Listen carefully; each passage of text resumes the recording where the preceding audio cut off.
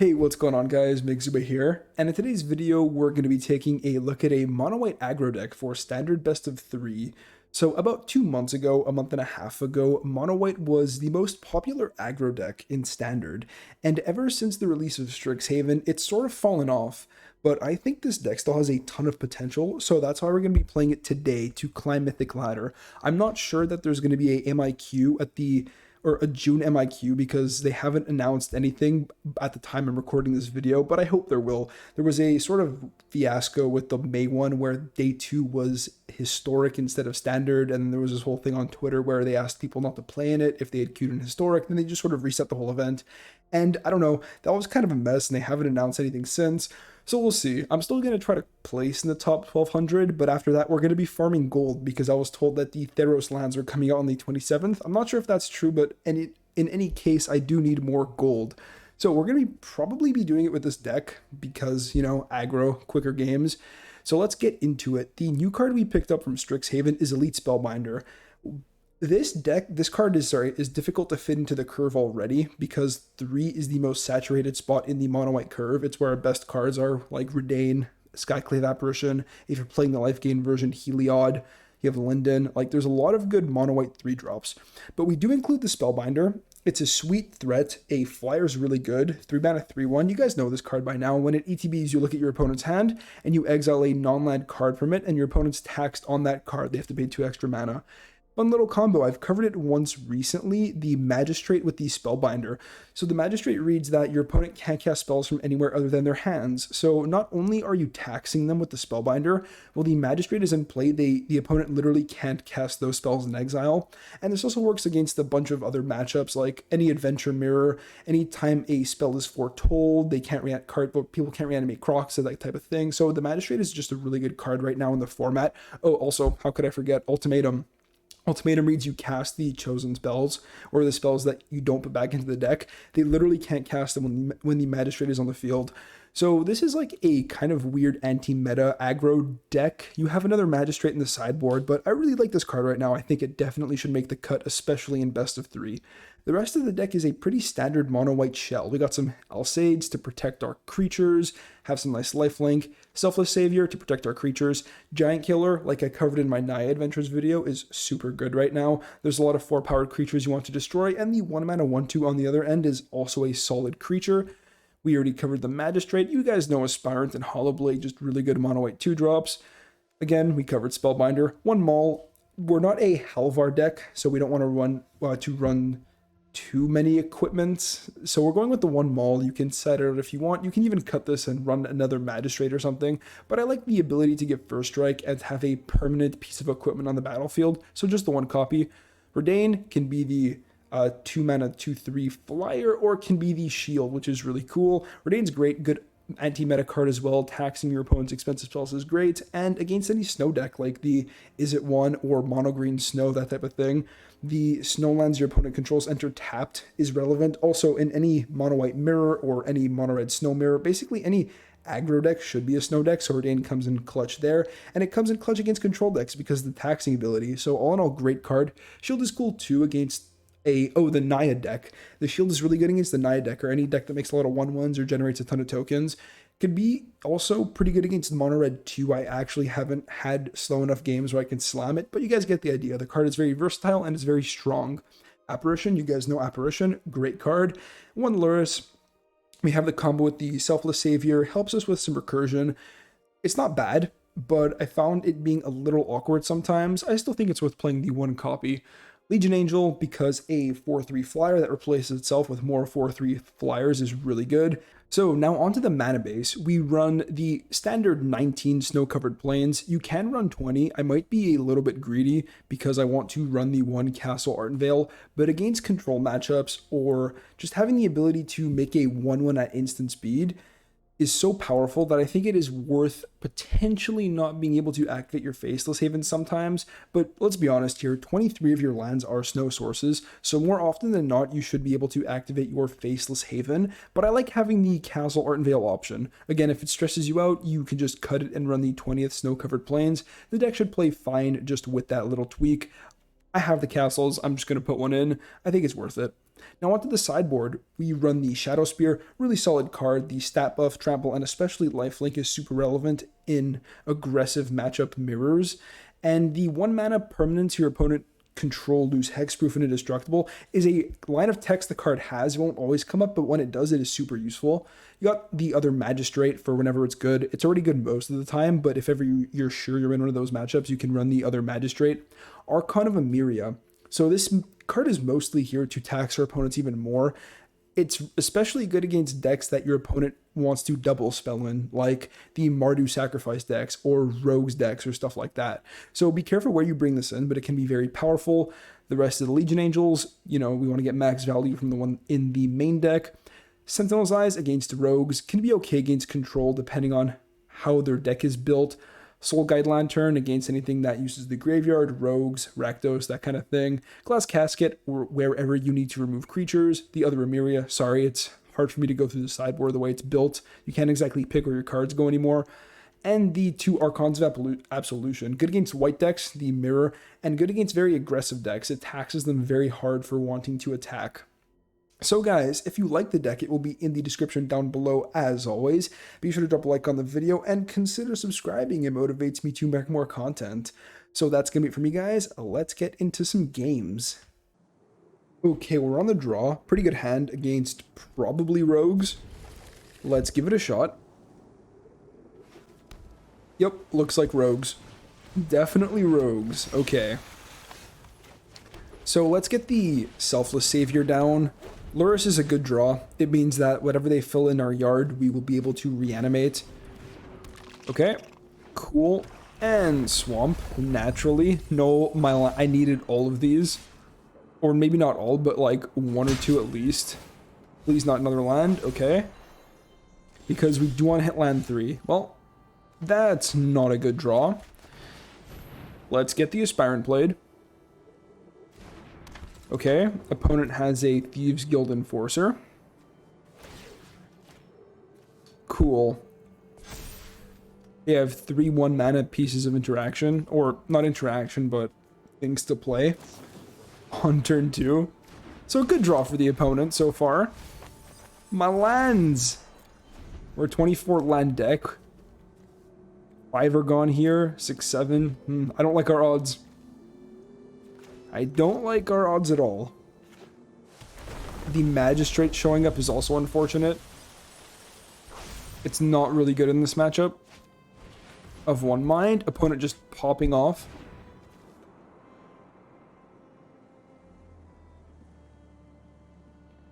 What you got? I mean, Redain is okay against them. They won't be able to use spells like Into the Story. Good draw. Definitely a good draw. I'm going to try to get Redain down now and get a counter on it to make it Heartless Act proof. Might get countered. Would be unfortunate, but then at least you know that they're tapped out. Okay, they counter my Redain. Let's go to combat. We are the aggro deck, so we have to put them under pressure. They have the alternate win con of just milling us out. So if we don't attack here, then we're already putting ourselves at a disadvantage. I'll take that trade. It's pretty much just like trading dog for savior. Sorry, enforcer. Which is okay. And that's it for the opponent's turn. Probably, I mean, they can sack the Wind Robber to draw a card, but, you know, that's not great. Drawing another land would be really good, so we can go Lurrus into Dog. But if we don't, and we just have to set up like an Alseid, that might be fine as well. Okay, Thought Thief comes down for the opponent. No black. They played their pathway on blue last turn. So that's pretty good for us. It means we don't have to play, we can play around, oh, sorry, we don't have to play around stuff like Heartless Act or another Thought Thief. Smack me up for 2. And about half my library's gone. Not a bad draw, not an amazing draw. I don't think we get Lurrus down this turn. I think we start here. This is going to hold priority. And then we can play Aspirant and then hold open Alseid Protection, which is pretty cute. And if we draw another white source, then we'll be able to play Lurrus and a dog. So, where do we start stacking our counters? I want one here for sure to make it Heartless Act proof, and I think we'll put the other one on this Aspirant.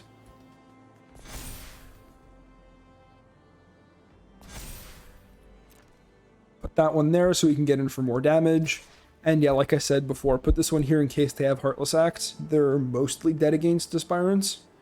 I know that pain. Yeah, see, they just take an extra damage here instead of just stacking it on this Aspirant, which we can do next turn.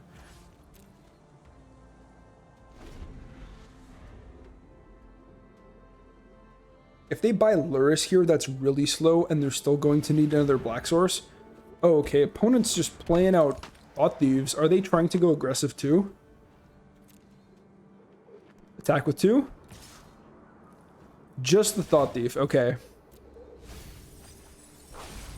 Fair. I mean, fair enough. I'm hoping for untapped white, which is most of my lands. But, I mean, we've lost a couple of them. Untapped white. Easy.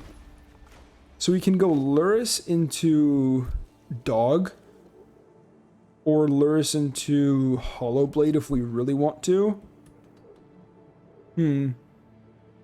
I can animate a Faceless Haven and attack with that.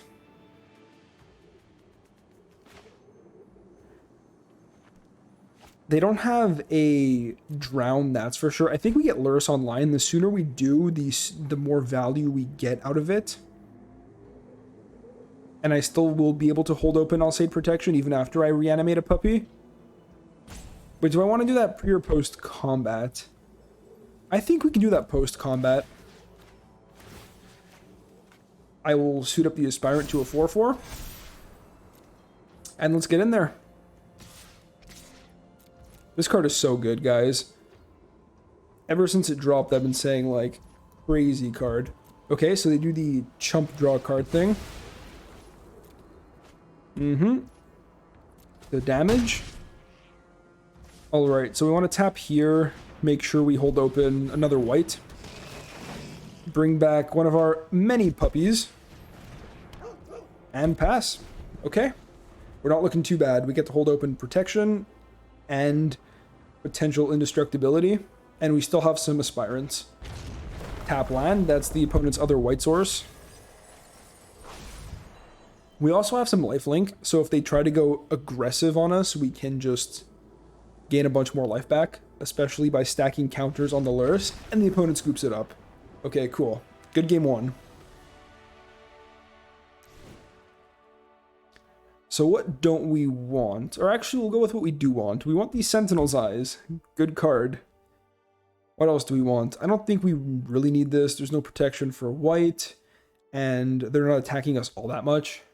Glass Casket doesn't seem too bad. We can put in the caskets for now. I might drop that off.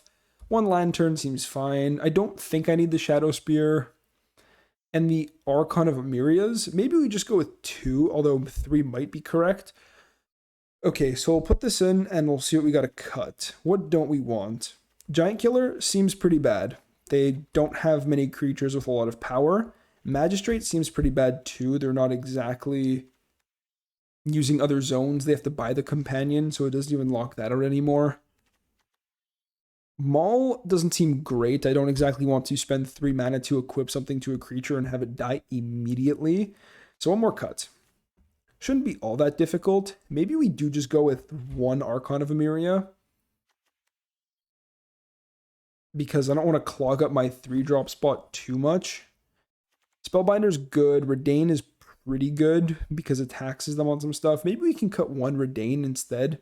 But this having Vigilance is pretty nice as well. Okay, I'll drop 1 Redain and go with another Archon of Emiria because Rogues really does like to double spell. I think this should be fine. We'll see if the Archon can prove itself.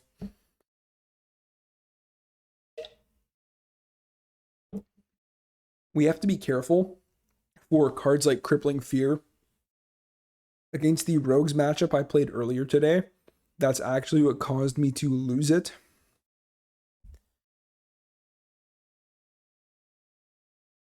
We're just chilling, waiting for our opponent.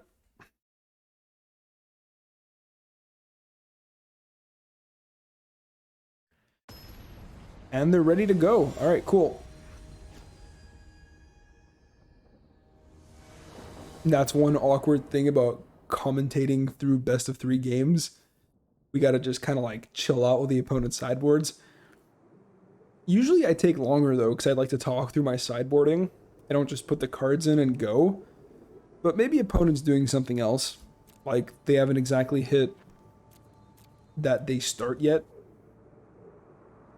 We know they're here. They played all of game 1 and finished sideboarding. Unless they just got tilted and let the timer run out. And now we're just chilling here, waiting for them to rope. That would be unfortunate because game 1 was pretty good. Come on. You got it, man. Is the opponent really not going to suit us up? It's their clock.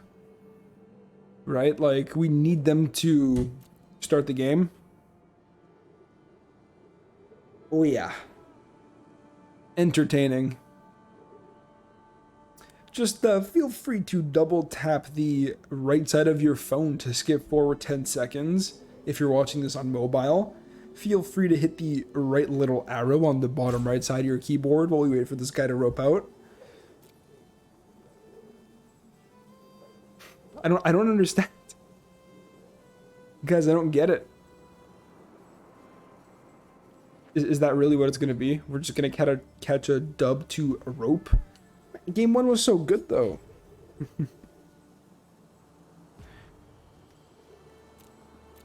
Maybe the opponent doesn't have any crippling fears. So, is that it? Oh, game starts. 1 lander. I mulligan. I keep.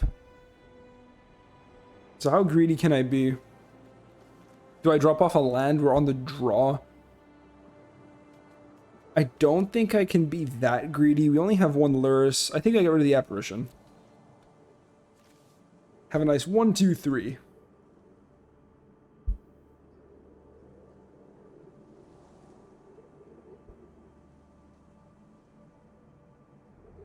Oh yeah.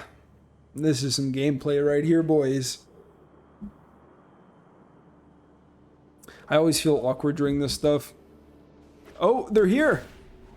They're here. All right, cool. Guy took an entire rope, selecting that he wanted to start. That's a good draw. Let's go. Actual game.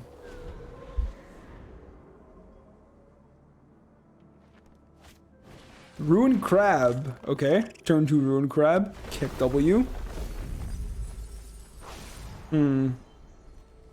There goes my 1 Legion Angel. Would have been nice. So I can take this crab out. I think we just go for the Aspirant. I'll put the counter here. They want to remove the Aspirant anyways. And we attack to gain some life. You just take the block here. Yep. There's no reason not to. I attack to gain some life because it is possible that they kill me through the air or just by attacking with beefed up rogues.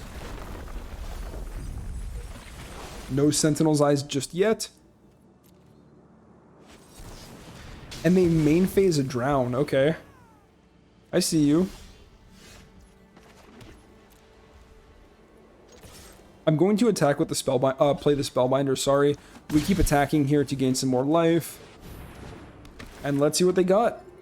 Hopefully we can hit a Into the Story. Nice. Super clutch. Know me some more. And there's a Sentinel's Eyes. You love to see it. You absolutely love to see it.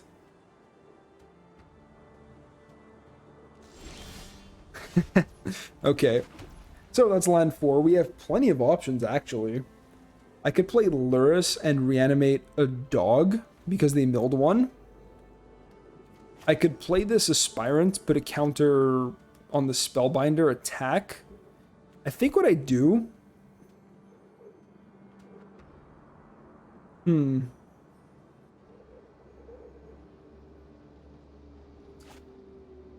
We know they have a land, they have a mystery card, and they have this Thought Thief. Maybe I do just get this online as soon as possible, and then we can start getting a ton of graveyard value. Or, so my option is basically try to grind with Lurrus, or try to get aggressive on them. You know what? I think we're going to try to grind with Lurrus. I'm not even going to escape this just yet. I want to see if they're going to trade their Thought Thief for the Spellbinder. I'm offering it here because we have other points of aggression.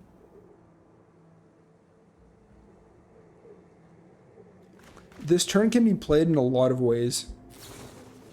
An Enforcer, okay. They're playing that first to get the mills off. Interesting. Very interesting. And now they're going to play the Thought Thief. And we're going to see a block. Now, do I protect? If I protect, then I don't get my dog if I play my Lurrus. I think this is a fine trade. I really want the Lurrus value. The second I can resolve and keep Lurrus on the board, the sooner I am to winning this game. Because they mill a ton of cards, so having card selection from my graveyard every turn is so important. Right, they need a Baleful Mastery, like, right here to take it out. If not, any removal spell just gets protected. And while we don't have any active aggression, like, we don't have, like, the best attacks right now, we're going to build towards that with the Aspirant, the Lurrus reanimating stuff like Hollow Blade, and Sentinel's Eyes giving my cards vigilance and slowly cleaning up the yard. I don't really want to build anything past 3 power because the Thieves Guild Enforcer will just trade for whatever I attack with, and if I put something only up to 2, then the Ruin Crab will just block it for free. So the magic number is 3 power here. They drew it into the story, okay? And 1/1 mana spell is holding priority. Alright. Is that all my spellbinders? 1, 2, 3, 4. Yep. Dead weight? That is super unfortunate. Okay. So Lurrus down. It be what it be. They drew the 1 mana removal spell that was minus removal. So we do what we can, guys. We do what we can. What now? I kind of want to get the Aspirant online. It's another source of multiple turn value. I'm going to casket the Enforcer. And I'm going to continue to try to push through damage here. You know what? I'm going to attack with both. If they... Yeah, they can get a chump block, then they take 3. If they had traded here, they would have... Or sorry, just gotten rid of their crab, they would have taken 1. I don't think there's a good reason not to attack with the dog. 3 more cards gone. There goes half my library. They buy their own Lurrus, okay. And that's it for their turn. I'm going to put the Sentinel's Eyes on something.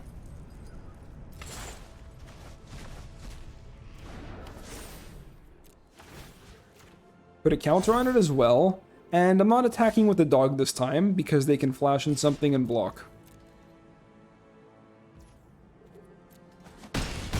Opponent just taking some damage. Okay.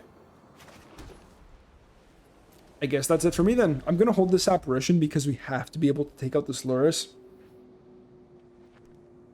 And I don't want to get even more blown out by a Crippling Fear.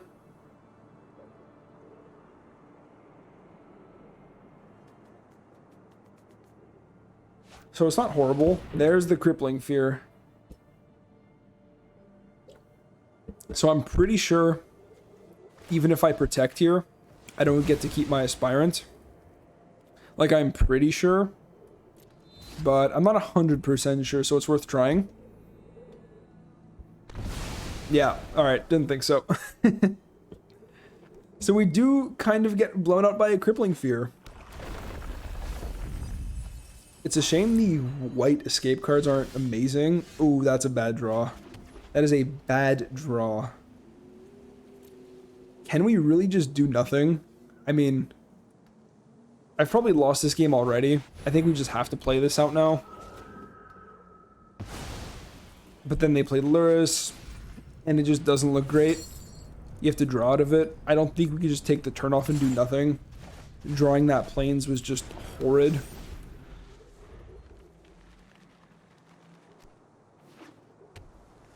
When Rogues brings in removal, it's just so tough. Not removal, but sweepers. Alright, Thought Thief online, and I'm flooding. Okay. Okay, and we don't even have a Faceless Haven to try to get in there with. We've drawn 7 Snow Plains. How many Faceless Havens are in the deck? Let me check my little untapped. 2, and the Ardenvale still. Okay, that'll get in there. It's really unfortunate that we lost the Lures the turn that we did. They can attack us, but it's more for the mills than anything. And there's the expensive draw 4. And a Wind Robber. Okay, opponent got everything. And we drew another land. I'm just going to scoop this up. We can't do anything with just an Apparition. Okay, so now on the play, the game should be easier. We didn't even see the Archons in that game. I think we just run it back. There's not really any changes I want to make. We don't want Magistrates. We don't want them to have to rely on finding Spellbinders. Normally Magistrates are good when they're good without the Spellbinder, and the Spellbinder just makes them even better. Okay, let's go. No 1-drop, but we have a Sentinel's Eyes for the future. And it's pretty difficult for Rogues to get rid of Hollowblade. Also, Sentinel's Eyes can be a potentially free discard. And we did cut 4 1-drops, so I don't expect to have one on every turn 1. There's the Swamp, and there's the Pass, okay. Hollowblade. Ready for duty. Yep, there's the Enforcer. There goes my Faceless Haven. The card is so good, but I swear, whenever I play this deck, I never draw it. Any attacks? No attacks. Casket is interesting. Do I attack? I mean, without playing anything like Sentinel's Eyes. I think so.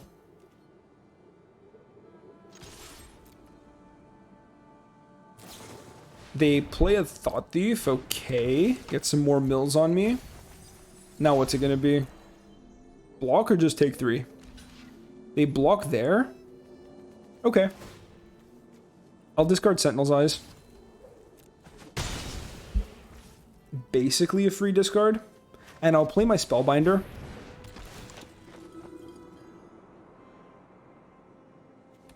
Nice Crippling Fear, mate. So, non-creature spells your opponents cast with mana value 4 or greater cost 2 more to cast. So this is a 4 mana spell. Will Redain plus Spellbinder make it cost 8 mana? I'm pretty sure that's how that works. There's Archon of Emeria, so we can stop them from double spelling with Luris. Let's play a land. Going to equip the Spellbinder.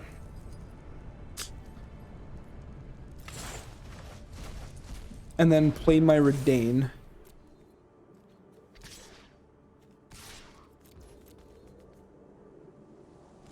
Opponent blocks.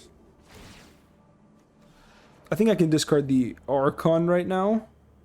I mean, these are 2 tap lands, but I think the tax is more important. Opponent's taking a beating. So let's see if this goes up to 8. It does. 8 mana, Crippling Fear, Yorgo. Even if they top another one, they won't be able to cast it. So they can play Luris, no 1-drop from the yard, because they need another... Oh, they would need a 4th Black Source on this turn. Right? So Luris can come down and do nothing. I can casket it and then just beat them down some more. Yep, that's not your best Luris. Let's take it away. I could have attacked first. That probably would have been fine, but then they also gain life, which isn't ideal for me. Opponent goes to 6. I'm going to hold land for the Hollow Blade, especially basic land. I would have played out Ardenvale or Faceless Haven.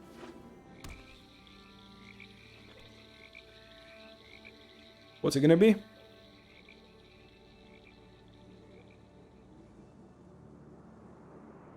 Opponent's looking in their yard, touching around. They can Agadeems for 1. Sorry, for 2. 1, 2, 3, 4, 5. Yeah, and the opponent scoops it up. Nice. So our quaint little aggro curve starting at 2 with some taxes gets the job done. Like I said, on the play, the game should go a lot smoother. And even though I kept a 4-lander, we managed to curve out Sentinel's Eyes being an absolute goat free discard. And yeah, the Rogues matchup really isn't all that bad. Alright guys, and we are back. So normally I do another game, and believe me I want to, but I am running short on time for today, so I hope that Rogues game was entertaining enough. If you're here through that roping and through all of that milling, which I understand, a lot of people have a lot of trouble sitting through my deck getting milled or their own deck getting milled. It is painful. When you're against Rogues, try to keep your cool. I know it can seem intimidating because you're thinking about all the stuff they can have. The Drown in the Locks are annoying, all the counter spells are annoying, all the removal spells are annoying, and they just do so much where you're playing like 1 or 2 cards a turn. But if you can kind of disrupt them, or if you're playing control, if you can counter their key spells, it really isn't all that bad of a matchup for most decks in the format, especially aggro. Rogues has a really tough time against aggro, and especially mono red aggro. So if you're having trouble with Rogues and you hate that matchup, try mono red.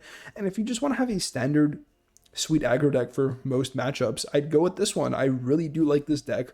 I don't love mono red, but mono white honestly just appeals to me more. Anyways, if you want to try it out for yourself, it will be in the description down below as always, and I'll catch you in the next one. Peace out.